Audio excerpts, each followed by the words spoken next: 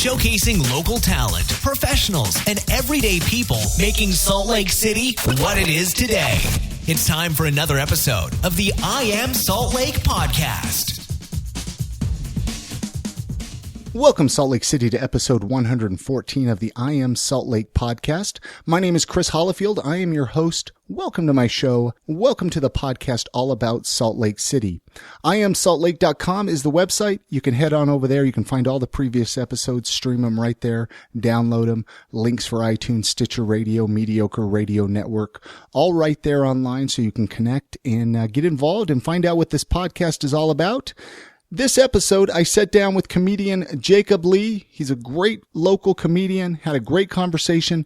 But before I jump into that conversation, I want to mention the sponsor for this episode, the Urban Lounge, located right in downtown Salt Lake City at 241 South, 500 East. Their website, the Urban Lounge SLC, they have a complete calendar right there online. You can buy tickets for all their shows. You can find out who's playing. Just head on over to their website, the Urban Lounge SLC. So with that being said, join me now as I talk to Jacob Leigh in my apartment in beautiful downtown Salt Lake City. You know, and I'm gonna start right off the bat. What the hell did you do to your beard? Why'd you cut your beard off, man? You know, I got a lot of shit for it, and like the whole Duck Dynasty thing, like had a huge deal with it. Like I got tired of like, oh, you look like Duck Dynasty. And it's like, you know, fuck those guys. I don't want to look like that. But the main reason what it is like the only reason I grew it out is because everybody like was like, cut it, and I was like, oh, fuck that, I'll just keep growing it. So I kept growing it, but then it went from cut it to, hey man, great beard, and I was like, oh, cool. That's awesome. Yeah, that's great. Whatever. And then it went from that to, hey, you look like Duck Dynasty. Hey, you look like ZZ Top. You look like, and it's just like, I don't want to look like those fuckers. How long was the beard? I mean, how many inches? What did you? I have no idea. I never measured it. You never measured your beard? It was down past my chest, so I would guess. I mean, past 12 inches, wouldn't it? It'd have to have been maybe 20, maybe longer than that, yeah. Did you ever like enter any contests or anything? Yeah, I did some local beard stuff around here. There was like a competition at the Bourbon Lounge? I did that 2 years. I know that Piper Down just recently had one. Yeah, see, I never did that one because you had to pay to do it. To get into it? And then I'd forget about it. And I was like, well, I don't want to pay because the last couple times I entered a beard competition, some dude with half the size of my beard won. So I was like, well, fuck this. You know, I'm not going to do this shit. Like, I only did it just for fun. Like, I wasn't like. So you're not going to, you're not like, I mean, you got a beard now. You're not going to grow it long again. Nah, I don't think I'm going to. I think I like the style I got. Do you think it was starting to create maybe your identity instead of who you were? I got recognized more from the beard. Like people would remember my beard and be like, oh, hey, you do comedy. So like that was like a good thing. So that got stuck in my head. Like, so if I cut it, nobody's ever going to remember me. Was that tough when you cut it for people to be like, I started shaking physically. I started shaking when I first cut it off because I was so scared that it was, you know, because like I had it for 2 years. I put a lot of time into it. My comedy developed around it. You know, and I was kind of known for having the big beard, you know, so I was kind of like, well, if I cut it off, nobody's going to know who I am. I'm going to lose probably all my jokes. And I talked about cutting it off for probably like a year, and I just was so scared to cut it off. I couldn't do it. Was it a pain to have that long? Cause I mean, I want to grow a long beard. I mean, yeah. Let's talk beards here for a minute. Yeah, okay? That's fine. Yeah. I mean, I want to grow a long beard, right? Yeah. I mean, I just never have. It's dedication. It really is. Yeah. Like all it is just letting it go. But when you get to that awkward stage where you're like, fuck, I just want to cut it. That's where you're just like, no, just don't cut it, because then it grows and it fucking looks great. So tips on growing a long beard from a guy that had a long beard. Yeah. What would you? I mean, I've heard don't just leave it alone. Leave it alone. Don't even trim it. Don't. No, you can trim it, but I say don't trim it till after a year. So like you get the year beard, and then you start looking through it, and then like you'll start to go through that hobo stage. Yeah. But it's cool. It's like after that first year, yeah. Then that's like you know, a little bit of the awkward stage, and then a little bit after that, you still kind of got that weird stage you're going through. But I think once you get past the year, it'll look great. But then you'll start noticing like split ends and Like just weird shit. I didn't even know what a split end was until. Did you get into my split ends had split ends. Vitamins? Like there's that guy. I forgot what show it's on or documentary or something. This guy that like makes a living from his beard, and he's such a like the Jack Passion dude? He's such a sissy girl. Because I don't know his name, but it's like he takes too much. Like he puts too much into his beard. Like he's got this row of vitamins he takes for his hair and he just sits in. I mean, were you just combing it for hours on end? I mean, actually combing it too much is actually really bad for it. Yeah, that's what I've heard because it like pulls the hairs out of the beard. Yeah, it'll rip a lot of hair out. That was my problem too because I always brushed it a lot. Were you getting a lot of like, were women all over you from the beard? No, yeah. I wrote jokes about it. Like women, like I wrote a joke about. Now you're not married, right? No, I'm not married. No, I had like, this is what I always thought was weird. It's like I wrote a joke about having a beard is a lot like having boobs because they both attract men. You know, like that was like one of my jokes for it. So the beard was attracting men. No, it attracted men, but women, but see, this is the thing though. A lot of women would come up to me and be like, "Oh my God, I love your beard." And then, I just want to grab it. And I'm like, "Oh, that's funny because I was thinking the same thing about your tits." It's like they can come up and grab my face, but I couldn't go up and grab them. So like that was like another part of the joke. So like it really was like everywhere I went, people just wanted guys would be like, "Dude, sweet beard, man." And they're like, "All right, faggot," like come in on me. Like it was jokes but it's what I experienced like day to day basis. Like, and like another thing, my brother had a beard too. My brother's a year older. He had a long beard. We pretty much grew him together. And like everywhere we went, we always got ZZ Top because, two dudes with big old beards. And, women would come up to us and they'd just be like, "Oh my God, I love your beard. I love it so much." And then they would just sit there and just molest my face. And then they would leave with a different guy that didn't have a beard. Did you ever get numbers though from it? Like phone numbers? Yeah, I got numbers from some girls. Like, well, like on like Facebook and stuff. They'd be like, "Let's hang out." And I'm like, no. No. That's awesome. No, I wanted to bring that up. You know what I mean? It was just one of those things, It was a big thing. I mean, and I always think about it because like, I cut it because I wanted to know that I didn't need it. You know, like I wanted to know that I was still funny without it. I wanted to know that I would still be recognized without it. That my comedy and what I'm doing can stand by itself, because a lot of people would say like, "Oh, it's like a crutch," and it's just like, I would hear that and then I would think about it and then I'm just like, like it could be, it's kind of like a gimmicky thing. I mean, did you find that to be any problems though? No. I don't think it was a crutch or, but it's just, that's what I looked like and I liked the beard. That's why I had it. That's why I grew it out. And overall, it's like the only thing that I hated about it was literally like the main reason why I wanted to cut it was fucking brushing it every morning. I'd wake up and just look at it and be like, ugh. I don't want to brush you because it didn't take long, but it was laziness. And people would look at me and be like, "You're lazy. You got that big old beard." And it's like, motherfucker, it takes time. It does. I mean, you make sure food's not in there. I mean, you got to shampoo I couldn't eat anything that had syrup for 2 years because my beard would run through it. And then like I couldn't eat a lot of soups because I'd be eating a soup and then my beard's hanging out in it. So the first time you cut it, you're like, "I need pancakes." Yeah. I was like, "I need waffles. Like, give me some waffles." I want syrup all in my face now. So did you clean shave? Were you clean shaven for a minute? Oh, there? No. You never did. I haven't been clean shaven in probably 3 years. I had to shave it for a job that my brother got me that I got fired a couple months later. Not even a month. I made it 3 weeks. 3 weeks, got fired. So I cut it for like no reason. And then after that is when me and my brother started growing the beards back. And then did your brother still have his beard? No, he cut his off first. And then I was that kind of inspired you. No, because we were talking about it, because I don't know, it just we were just getting sick of it, and our family, like my mom hated it, but she liked it, and then my sister was like, "Oh, it's cool, but we think you look better, without it." So I think he just actually what happened with him is he went and got his hair cut. And then he came home because he grew his hair out with his beard. So his hair was like down past his back. He cut it and then like donated it and stuff like that. Oh, he was a hairy dude. Yeah. So he had the hair and he had the beard. He actually beat me in every competition that we in because he would enter with me and he would beat me. And I was like, "It's because of your fucking hair, man. That's what it is. It's your hair on your head. It's not your beard." Because I was like, my beard's better. You know, not to be a dick, but I was like, mine was a little bit better than his.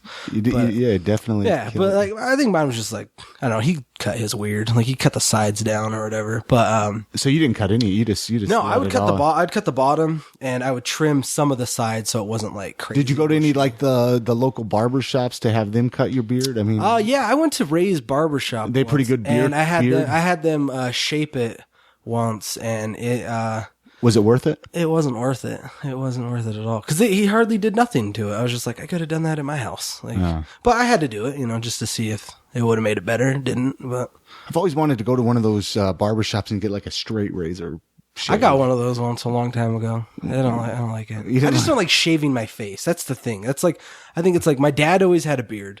So that's why me and my brother have beards. And we just literally hate the feeling of shaving our face. I think it's disgusting. I don't blame you. It's the worst feeling ever. Like, I don't even like shaving like the neck part right here, but it itches, so I have to shave it. So what got you? We'll jump into your comedy. I mean, you're a stand-up comedian here in Salt Lake City. Mm-hmm. What got you into comedy? I mean, how long have you been doing comedy for?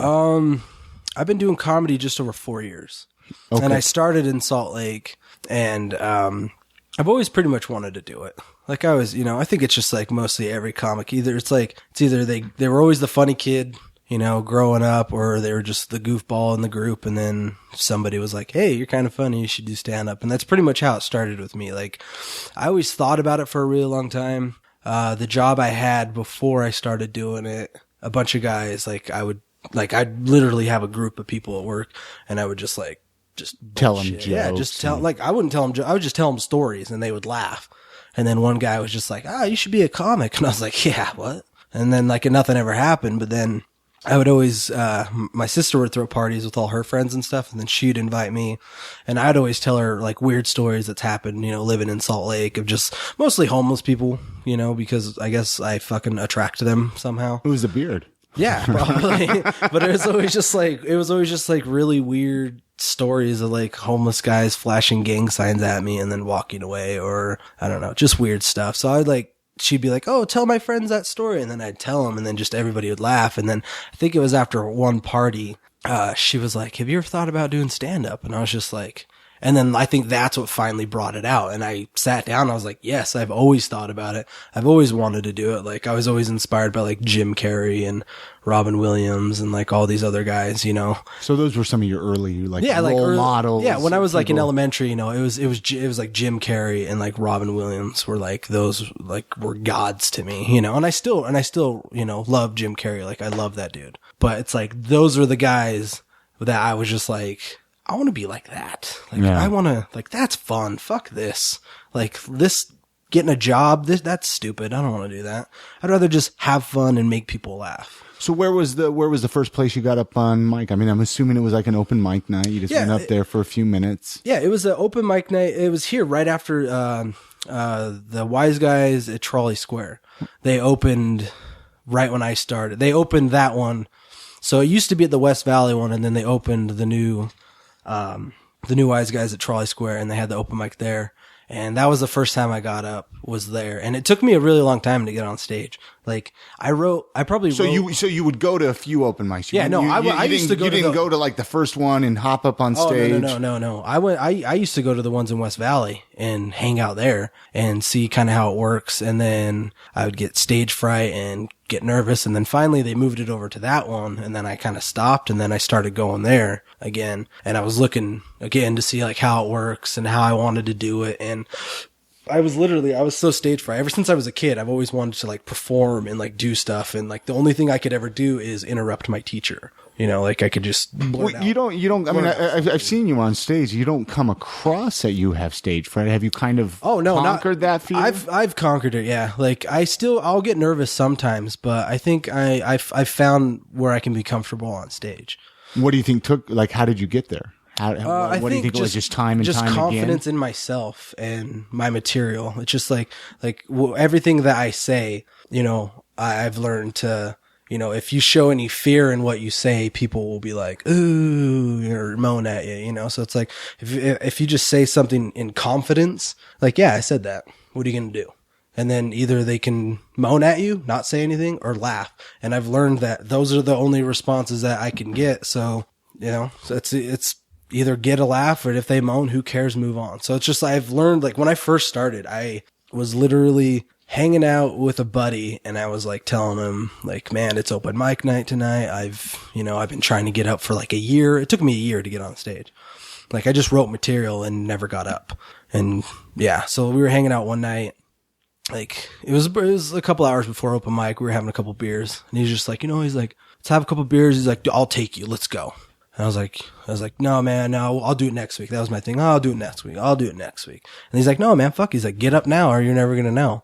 And I was like, all right. So I ended up drinking more, and then drank on the way there. So by the time I signed up, I was like kind of tipsy. I was like, I'm doing this. I don't give a fuck. I'm nervous. And then when we got in there, I was still drinking because I couldn't kill the nerves, man. I was like, I'm finally going to do this. This is going to be. Were there a lot of people there? Awesome. I mean, it was packed. The first night, it was packed. I think it might have been sold out. Like, people were everywhere on an open mic night. It sells out. Huh? Yeah. Oh, it'll still sell out now. Like, some nights. Well, I guess do they only hold like 100 people in there? I think that holds. Yeah, it's like 100 something. The wise guys, 130 maybe. Yeah, which is a decent amount, especially if that's your first time getting up there. Oh, holy yeah, exactly. Fuck! But see, that used to scare me. A lot of people used to scare me. Now I get nervous if there's nobody there. Why is that? Why? Well, I just get because I get nervous for the people that are in the crowd, because if there's not a lot of people in the crowd, people get insecure about laughing. Yeah, they're like, oh, so shit, it's like should I laugh at that? Like, they can sit there and have a great time, but they just won't make a noise to like, hey, no, you're funny. We're laughing. This is us, like giving you something back. But like, if we're on stage and we're telling jokes and we're not hearing anything, we're like, we're fucking bombing. We're eating shit. This sucks. But then there's sometimes you'll walk off stage, and then people will be like, oh man, great show. You were so funny. That was awesome. And you're like, you didn't even fucking laugh. Like, what are you talking about? But people are just insecure about it. But like that first time I got on stage, like, did you get laughs? I mean, you got some laughs? I think I did, because you were so fucked up, man. You were so drunk. But see, the thing was like, I was so drunk, and then the guy that was running the place at the time, Rodney Norman, shout out, love that guy. He was just here a couple weeks ago headlining that same club. He used to manage that when it first opened, and he was. Where's he at now? Where? I think he lives in Connecticut right now, but he's like friends with like the owner and stuff. So he'll come back and he'll headline here and hang out and stuff. He's a great comic. Look him up. Rodney Norman, shout out. But he was hosting the open mic, and I walked up to him and I just told him exactly how I felt. I was like, dude, this is my first time.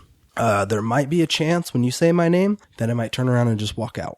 Does that happen? I mean, oh yeah, I've seen it happen before. People, yeah, they're like, hey, is this person here? And then nobody. All right, nobody will say anything, and they'll be like, all right, well, off to the next person, So like, I've seen it happen. So like, I just straight up told him, like, yeah, I'm nervous as shit. I don't know. I was like, this is my first time. I might not even walk on stage, But the way he introed me was just like, I think it helped me. Like, he helped me walk on stage. Like, it was just so relaxing. He's like, he didn't say it was my first time. He made it sound like kind of like I've been doing it a little bit longer than I really was, So he was just like, give it up for this next guy. He's a great guy. He's really funny, blah, blah, blah, like the typical, but I was like, and I was standing there against the wall, like, this dude's lying. He doesn't even know me. And then, but like, I felt so comfortable. And then I just walked on stage, and then I instantly went from like drunk to sober. I was just like, yep, well, and then I told some stupid joke about. What were your jokes? Your first joke? The only joke, I don't even remember if I did 3 minutes. The only joke I can remember that I did, because I have a horrible memory. I have to like write my jokes down when I'm on stage most of the time. Still to this day. Like, if I'm doing like a half an hour set, I have to have like a set list, because I'll forget. And I wrote those jokes, and I'll still like forget them. But there's sometimes like I can be in like a flow, and then they'll just come out, and they'll just come to me, and then I'll just, so sometimes that happens, but then sometimes like I'll get nervous and I just can't remember shit. But I tried to go up there without notes my first time. So I went up there and was just trying to do stuff from memory. So your first time, no notes. No notes. I went up from memory, and I just remember talking about like the street names in Salt Lake, about like, how stupid that it's a grid system and it's all numbers, and how come we didn't have cooler names for our streets, like, but then they like Hooker Curve or something, like, it was something stupid like that. It probably got a little laugh. And then I just remember getting off stage, like like I had that rush, that you just like, of just doing it. Like, it's just, I don't know. It's hard to explain unless you've done it. Like when you get on stage and you just have like the best set, like every joke works. Everybody's having fun. People are clapping. People are like, yeah. People are like, that's fucked up. And I'm like, hell yeah. And then you walk off stage. It's a rush. It's a rush, man. And you just feel it. And you're just like, fuck yeah. Well, and I've heard that you from just want that again. Comedians that I've had on the podcast already, you know, just kind of a natural high. It really is. It really is. And I think it's like, and I think it really is addicting. It's just having that. So I mean, that addicting. So you're kind of craving. I need more mic time. I need it again. I need it again. I want to find it again. It's just like a junkie looking for the next needle. So do you still? I mean, you've have you headlined any shows since you've been doing? I headlined actually. Have you had? It was in May, I believe. Okay. May it was the last time I headlined, but I don't headline that often. I'll headline I'll headline just to see how much material I'll have. I'll kind of like pile it all together and see what stuff I like, see what like stuff works. And then, I'll try to book a headlining show and then kind of see where I stand. It's like, I'm just working on material I want to get rid of, material I want to keep, maybe try to get like a pretty good hour. So if I ever do start headlining a lot, then I can do the time now, but it's like, I'm always like, well, I don't like that. I don't like that. Well, let's keep this. Let's keep that. So it's like, it's just like, I do it because a lot of people will ask me sometimes that they want to see me headline. Like they don't want to see me do like a 10-minute set anymore. They'll be like, oh, we want to see you do a longer time. We want to see you do your show. And sometimes I don't feel like I'm ready. Like I've only been doing it 4 years. Like I don't think which in the comedy world, that's pretty young, right? I heard like the best way I ever heard it put would be, like comedy is like life. Like you've been doing it for 4 years. So I'm a 4-year-old in comedy.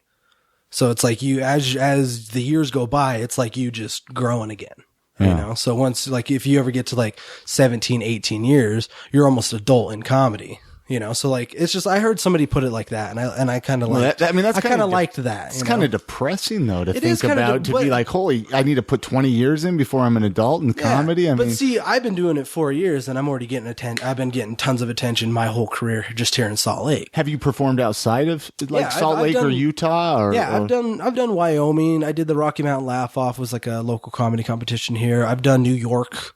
I went to New York and did shows for like 4 days. What shows did you do out in New York? Like I flew out there. I flew out there with my brother and just like other open mics, or did you? No, I actually got on real shows. Like I emailed like promoters and stuff out there. Like, people that I knew, and just hey, I'm coming out.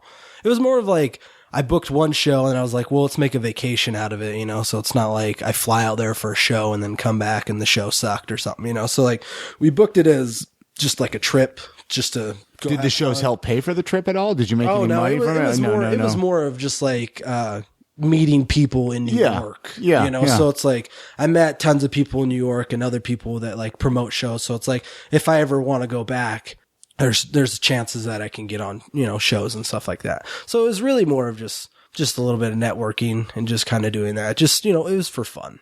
It's not like I was going to go to New York and just take New York by storm or anything. I was just like, I just want to go up and see what it's like to do comedy in New York. And so I can say, yeah, I've done comedy in New York. What would you say? I mean, how does it differ?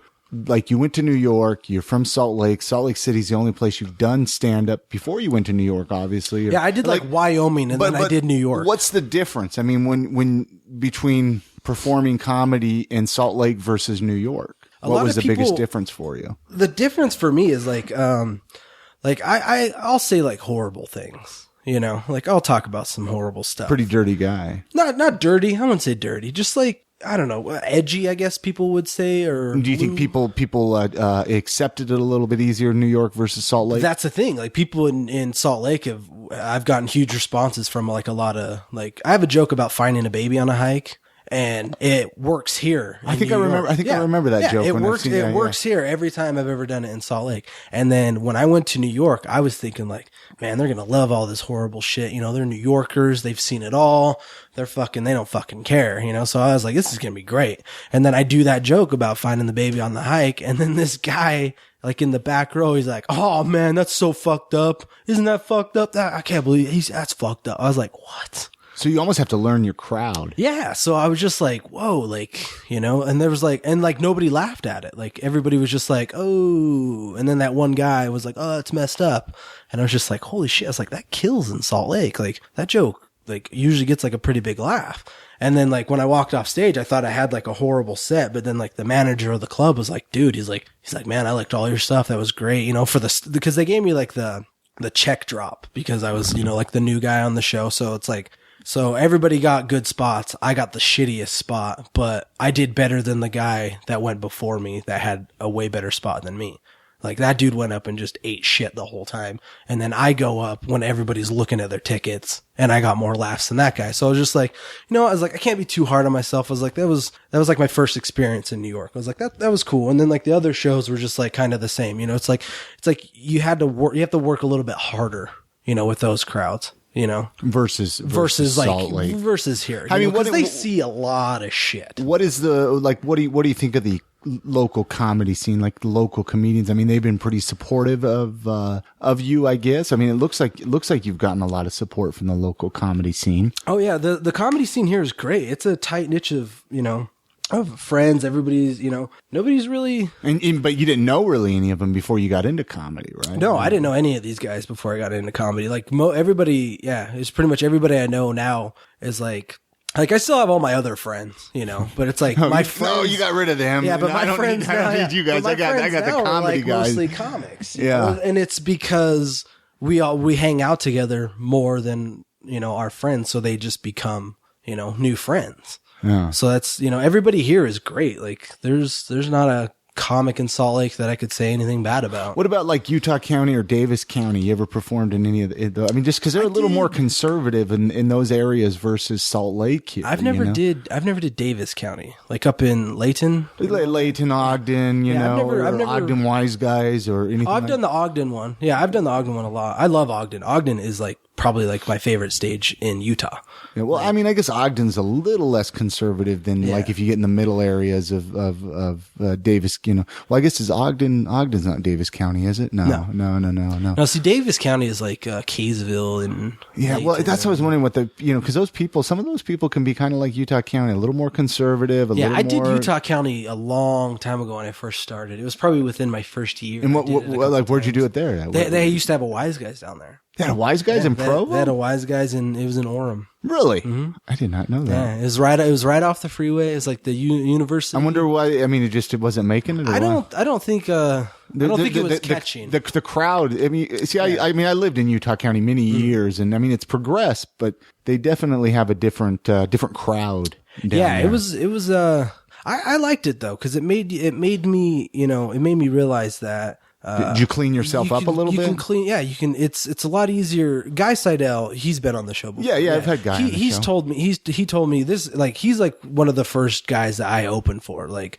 the first real show I ever got on was his. Like he was headlining like a Thursday, and I just showed up to hang out, and then nobody was booked on his show to like open for him, and he was just like, "Hey, I remember you. You're kind of funny from open mic. Like, do you want to go up and do some time?" And I was like, "Oh, hell yeah!" But like he gave me like this piece of advice I still use, and he says it's a lot easier to dirty up a clean joke and then clean up a dirty joke.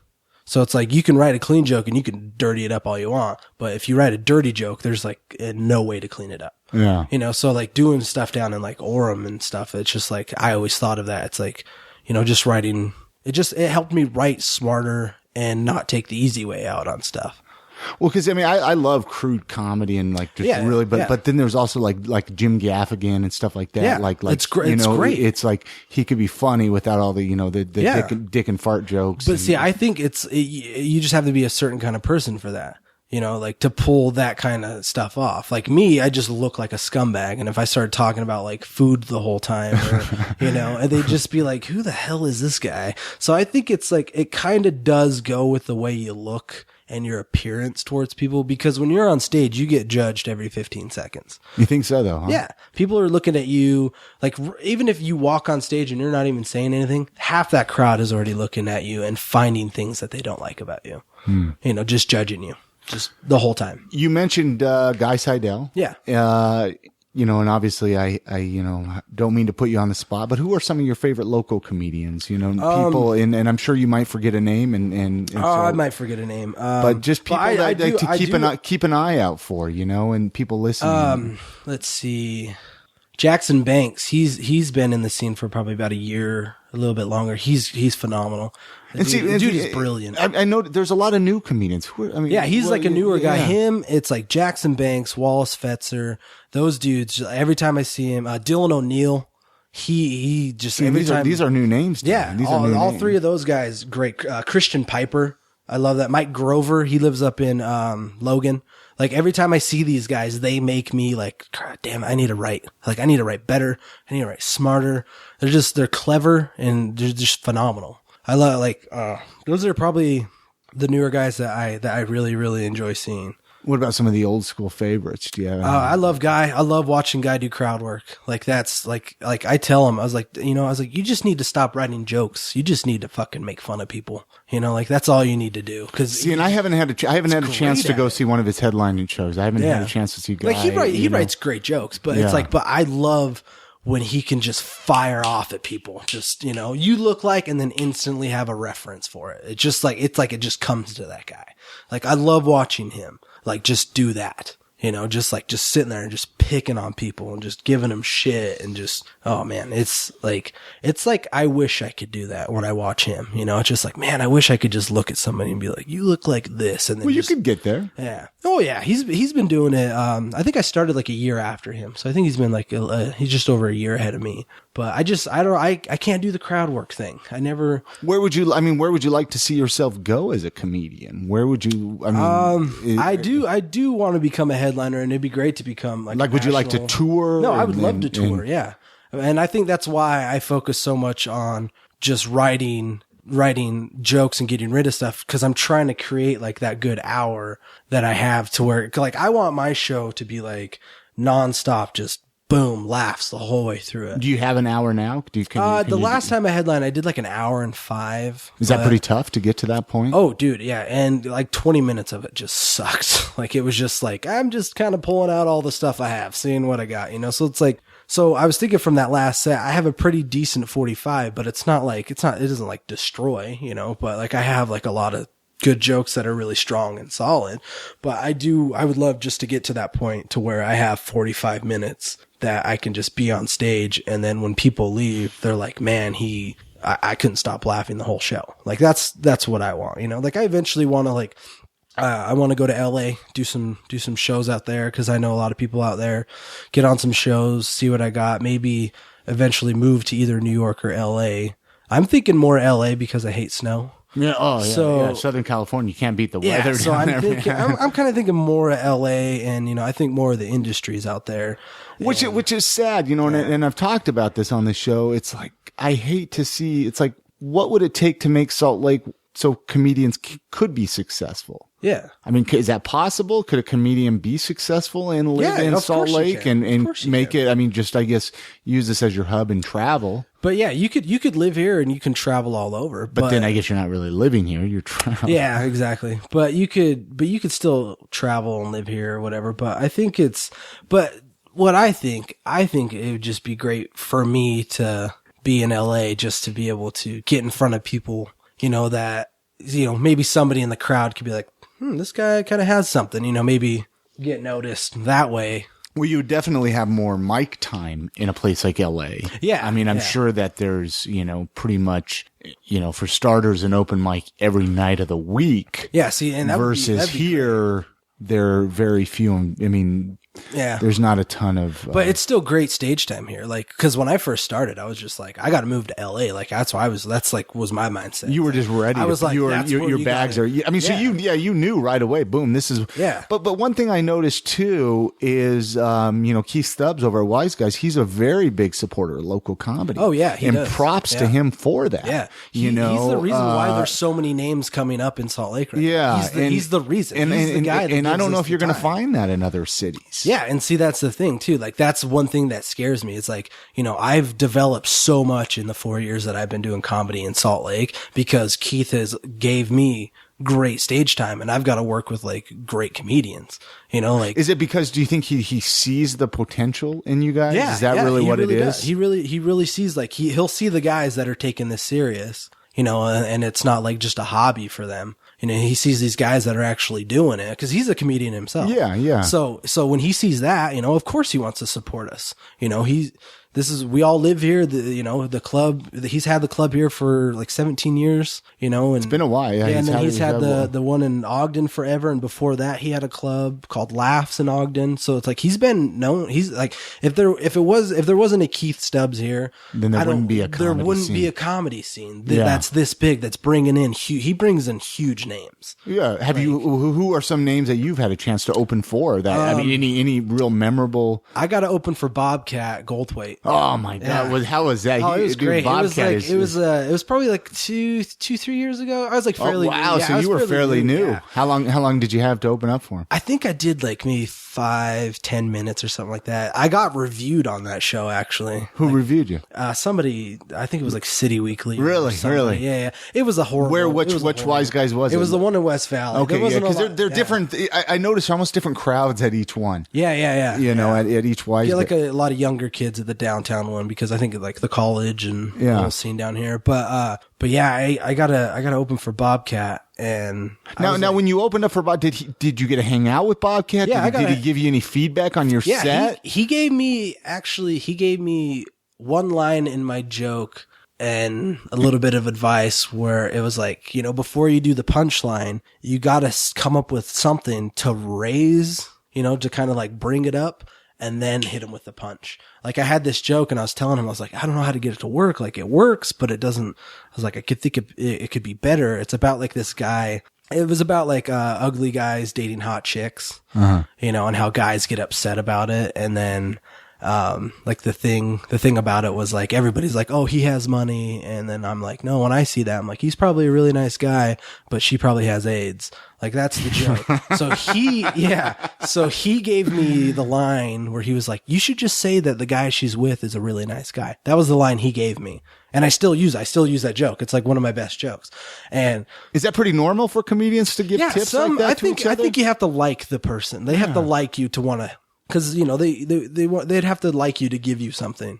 You're not just gonna walk around and just give advice to just anybody. It's like if you see somebody really trying, and if they're asking, hey, what do I do? How could I do this? And if they're really into it, then if you like them and you respect the way that they came at you, then yeah, of course you're gonna be like, want to help them out. Like if anybody asks me anything, I'll give them what I know. And if they're really new, it's like their first time, it's like all you can really say to them is just, all you have to do is just get on stage. That's really all. So are you and Bobcat still texting? I mean, are you guys BFFs or what? I mean, I wish, man. Oh my God. No, no, I haven't seen him since. It was really funny too, because not a lot, cause he's a director.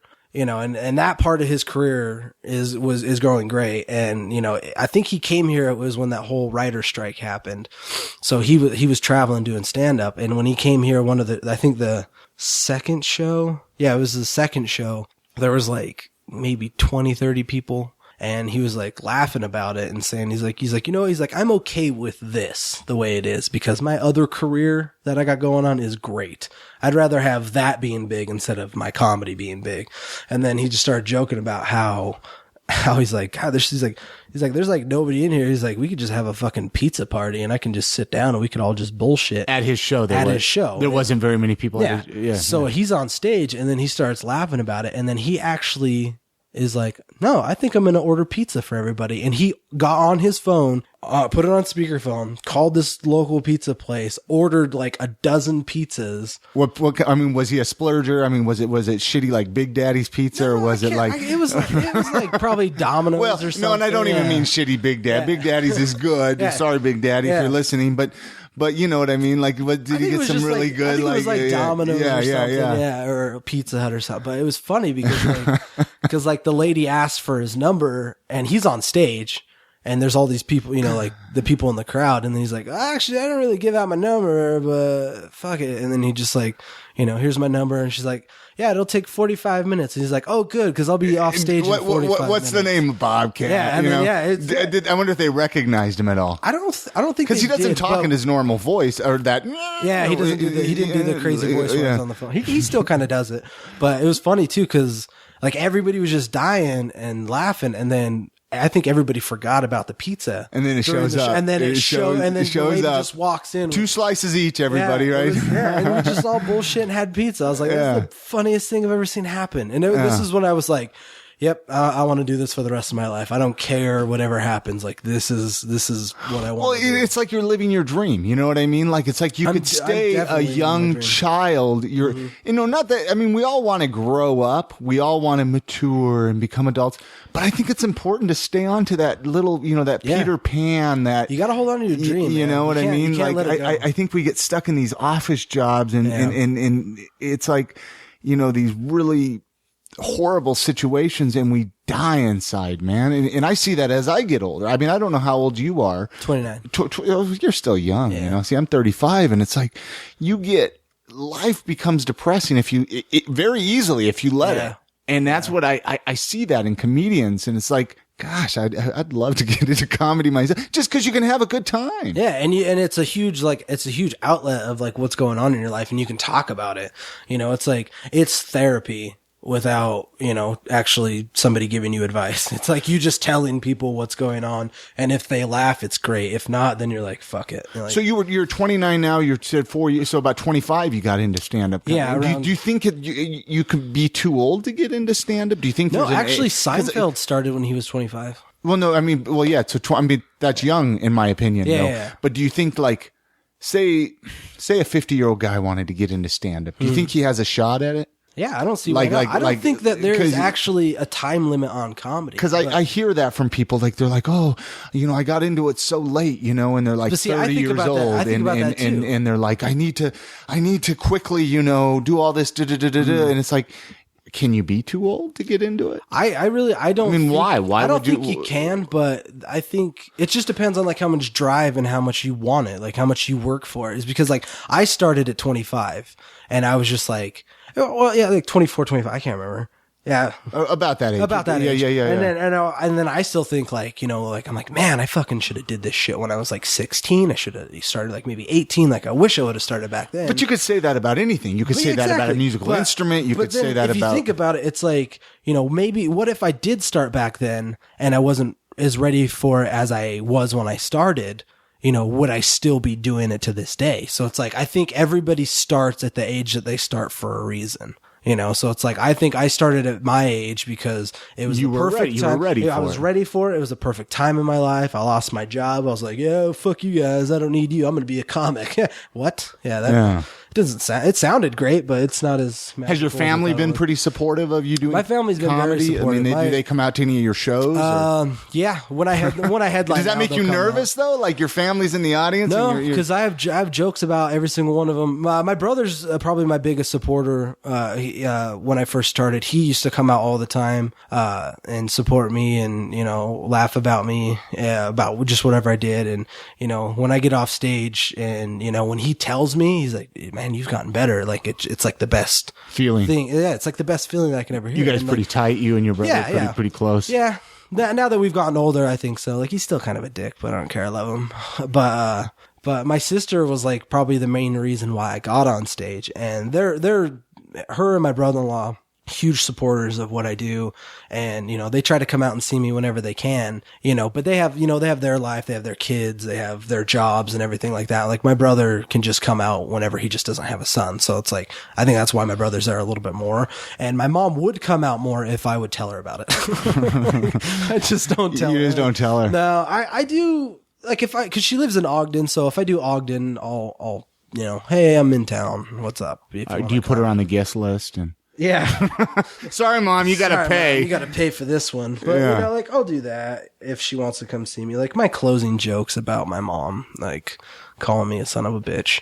And I talk about her I had a couple jokes about her. She's just crazy, and I love her. I think all moms are crazy. I mean, my mom, I think, really is crazy. Should have a helmet on or something. I love her to death. She's a great woman. You know, she raised me the best that she could. I wouldn't want her to change anything the way she raised me because, you know, I like where I am in my life and my career that I've chosen for me. So what else do you do for fun? A little bit about Jacob, some of your other hobbies and interests, or has comedy kind of consumed you? Comedy hasn't consumed me really. Like I'd rather go to the comedy club and hang out with comedians and comics and bullshit and have fun and make fun of each other. Like I'd rather do that than, you know, like go to some shitty dance club or something stupid, you know, like I'd rather just... Who wants to go to a dance club? Yeah, I was going to say bar, but I love bars. So I couldn't really what are some of your favorite you know what? I always ask people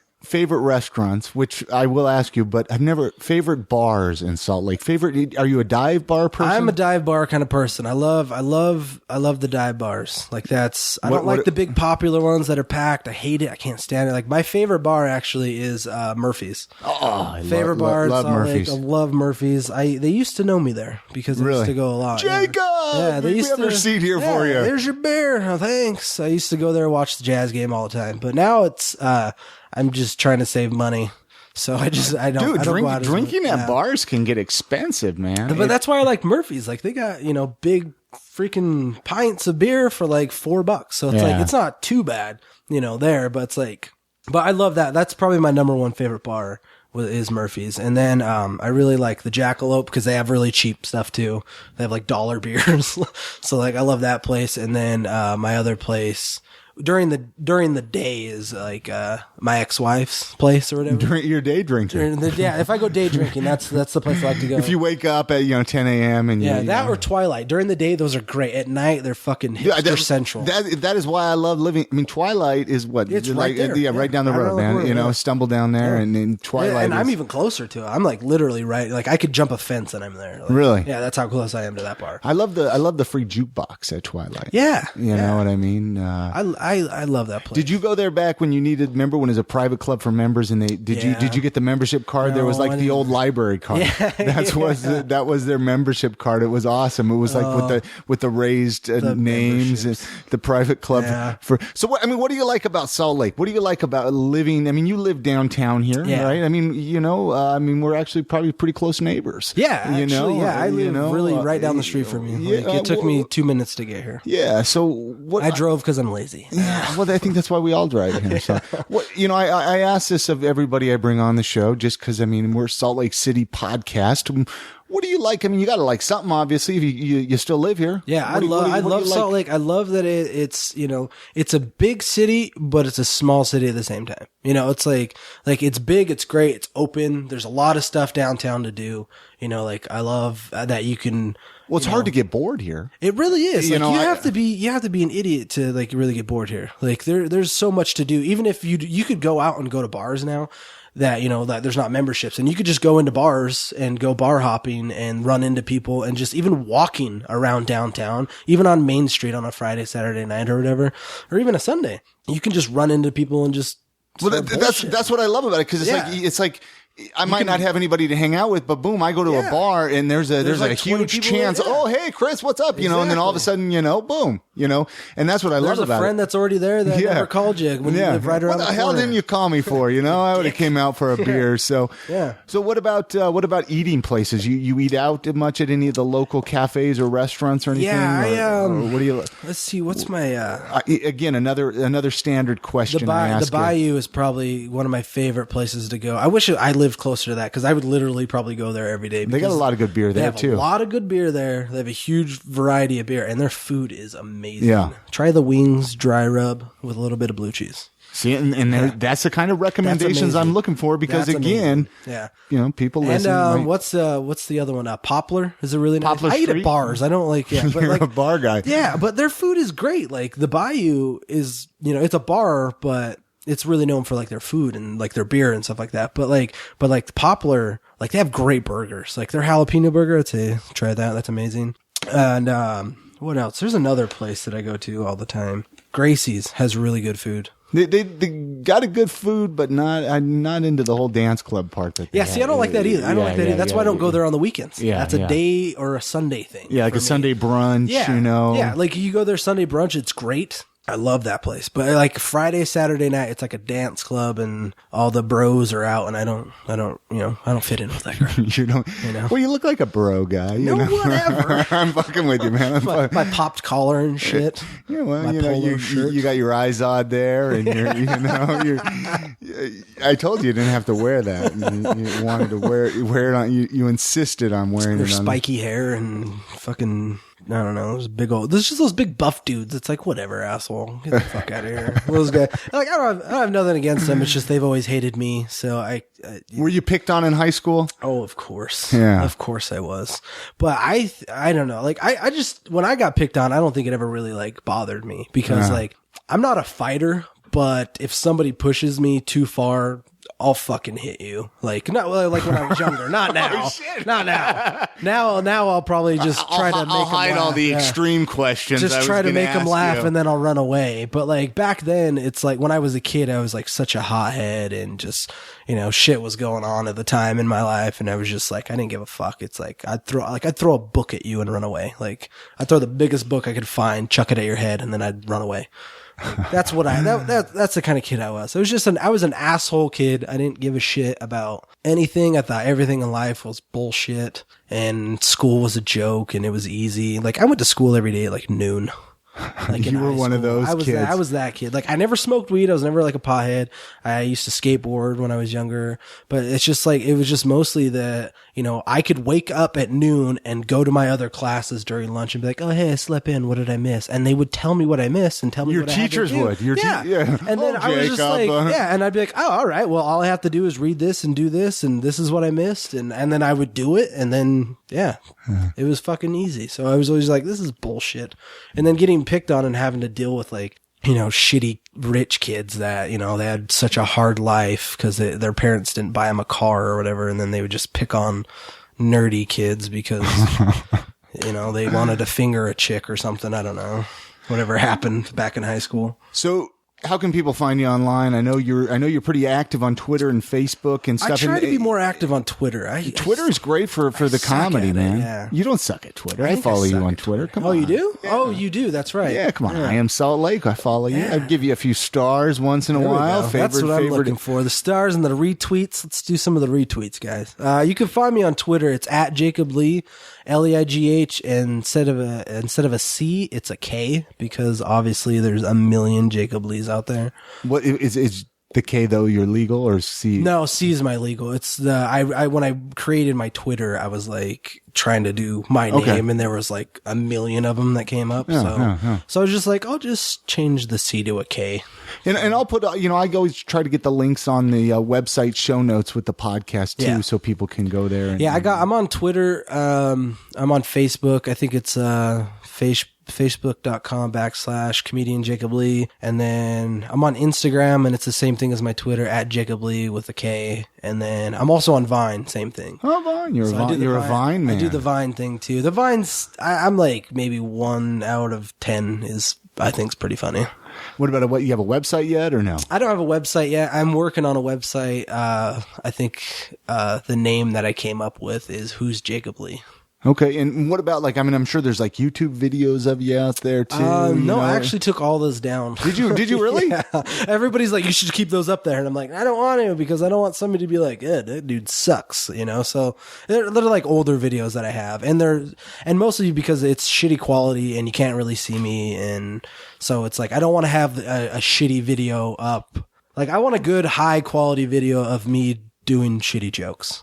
Do you see a full length like a DVD or a CD in your future at all, like an album? I mean, is that popular in comedy anymore? Really? I mean, you don't really see it. There's a couple guys see more digital downloads or something. There's like a couple guys that still do the CDs. A couple local guys I think have a couple CDs, and then I mean, do you want to get there? I mean, I want to get there, but I think in time. What about T-shirts? I love Jacob Leigh, or I'm cool. Team Jacob Leigh. When I had my beard was actually when I started thinking about doing like beard shirts, because beards, like, I was like, beards are popular, but then it wasn't until Duck Dynasty came out when I was like, well, if I made beard shirts. And what do you, I mean, and back to, what do you got? Duck Dynasty, come on, it's a great show. No, man. it's a great show. I have nothing wrong with those guys. I would hang out with those guys. It's the people that say it to me. Yeah. You know, it's like, I hate being... You can find their shirts at Walmart, for goodness sake. Yeah, but no, they're great. You know, keep doing what you guys are doing. That's phenomenal.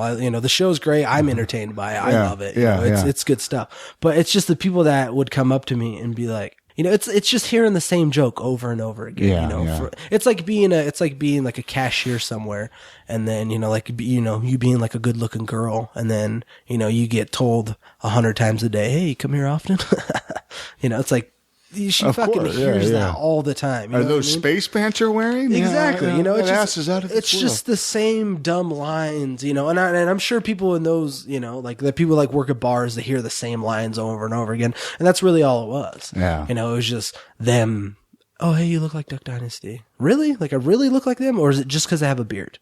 Like I don't think if I cut my beard off, I'd look nothing like him. But the only thing that ties us together was. Well, I'm sure if they cut their beards off, they wouldn't look anything like him either. Exactly. But it's just like, I hate it. Like, and then, but this has always been a thing because I've always had a beard. Like when I had like a shorter beard like this, I got Zach Galifianakis, and then I used to wear a beanie on stage, and then I got Zach Brown Band, and then there was another guy I can't remember.